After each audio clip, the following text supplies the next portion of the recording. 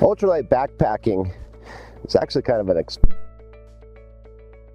people that really get into the ultralight backpacking, they're spending, I don't even know how much, but you can get into ultralight backpacking on the cheap.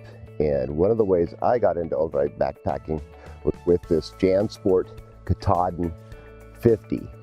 It's a 50-liter backpack. This is actually a couple of years older model, but they do have the same model with some slight modifications. But this is a great way to get into ultralight backpacking. And the main reason why I got this backpack was a couple years ago, I needed a backpack that I could basically loan out to other people that wanted to go backpacking with me. They were a lot of my daughter's friends, or all kinds of different sizes. So I needed a decent backpack that didn't cost a ton of money, that was lightweight because they may not be fit enough to carry a heavier backpack. And I needed to be adjustable because I really wanted whoever it was that was carrying it was going to have an enjoyable time, and a nicely adjusted backpack makes a huge difference. And then I was looking through all the backpacks that were out there and the ones that were on sale, and the JanSport came up. And JanSport, American company, lifetime guarantee. My kids carried JanSports all through their schooling and just beat the living daylights out of it. I know they're strong backpacks. I also wanted a full featured backpack, and the ultra lightweight ones, most of those don't have a frame, and I actually like some kind of a frame. And this has a flexible but rigid plastic piece in there, so it does have a frame. It does have the nicely padded shoulder belt, hip belts. It has a sternum strap. It has the load lifters. It has the room and separation and compartments. So it's almost a full featured backpack. Plus it's durable. It's just the fabric they use, it's like a 600 denier or like a 600 Cordura. So it's not gonna get torn on anything. And it can be dropped or fallen on. I know it's really strong. But at the same time, the weight of this backpack, the way it empty, is 2 pounds 6 ounces, or what is that, 38 ounces. So it's really in that ultralight category. And last year I did a November Pacific Northwest rain backpacking trip up in the Cascades, and I went ultralight, and I had it sub 11 pounds because I actually had a couple other stoves I was doing reviews on, so I could have easily had under 10 pounds. So I was sub 11, sub 10 pound ultralight system, and that's kind of the criteria for ultralight. And I did it just fine in some of the worst time of the year. So let's take a look at all the features. And so the waist belt, it's just as easy as any of my other waist belts, and it's a nice wide waist belt. Has real nice clips on it. Sternum strap, same way. It's got a little bit of flex in it, fully adjustable, just like all my other backpacks. And the straps, I mean, the padding doesn't go as far. That's where they are gaining some ultralight pieces along the way. So these pads, they're just over the shoulders, but with anything under 20 pounds, this pack's going to do great. I know they're rated for more than that, but it's not why I'm recommending this pack. So one of the main reasons I got this pack was its adjustability, because it was for a loner pack. It was for anything from, say, 5 foot tall women up to 6 foot tall skinny men. And I used it, and I'm 210 pounds, 6 feet tall, and I used it. So it's a very versatile pack. I think the torso length it's designed for is from 15 to 19 inches. But this right here is just super easy. It's kind of like the Molly system to adjust it up and down. The really super nice padding and a nice vent system for venting sweat. The shoulder straps have the load lifters, which a lot of ultralight packs don't necessarily have load lifters.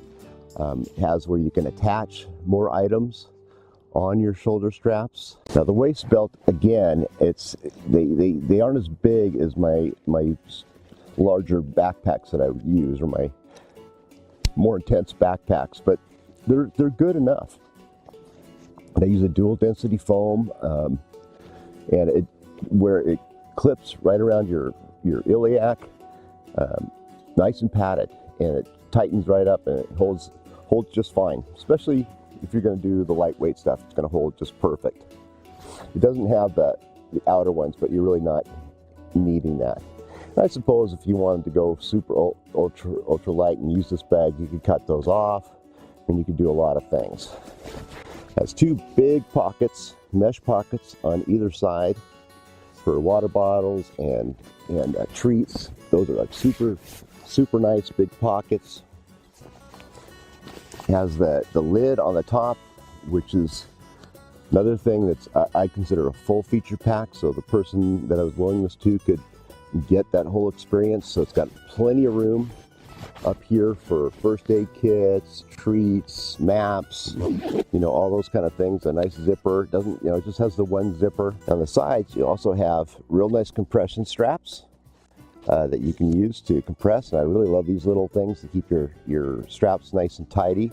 That's on both sides. And it has a hook on the back for carrying, just a carry hook. I think those are, I use those all the time. There again, that's something, if you want to be an ultralight, you can cut those off. The lid is sewn on, so I think it would look kind of silly if you cut this off. I don't know what the new version has.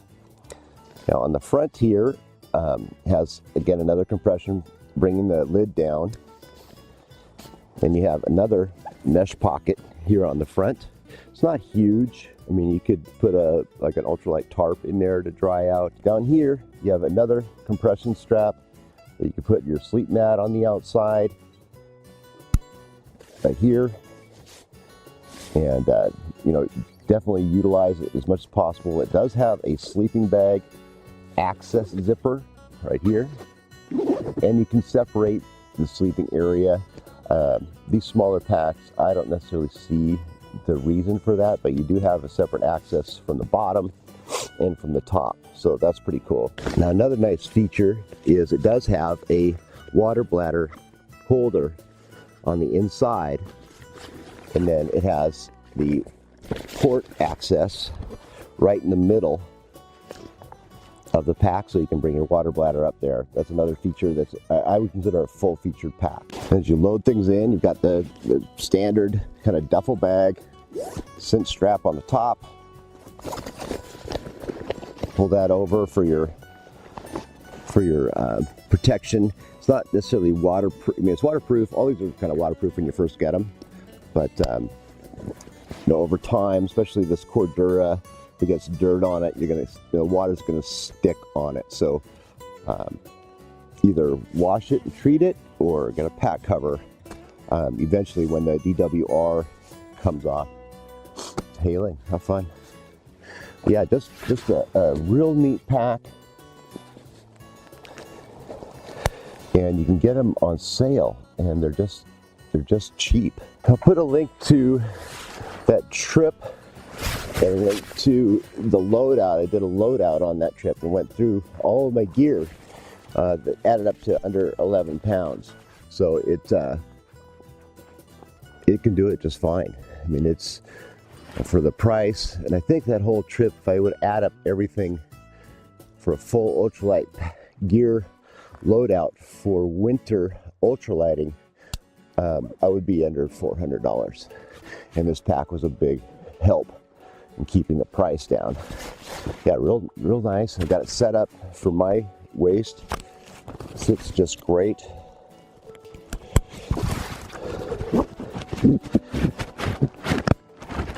Yeah, just awesome. It does kind of lean back off your head. It's kind of a strange design. I'm not sure why it does that, but all right, it'll work. All right, hope to see you on the trail. Bye now.